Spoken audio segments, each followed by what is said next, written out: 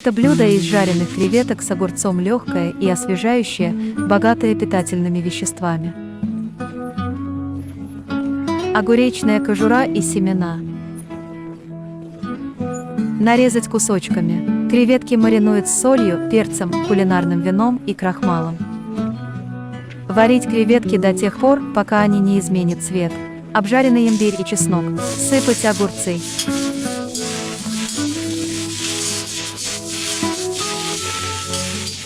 Налейте креветки, положите соль и куриную эссенцию, сбрызнуть водой крахмалом. Обжарьте несколько раз и все готово. Попробуйте.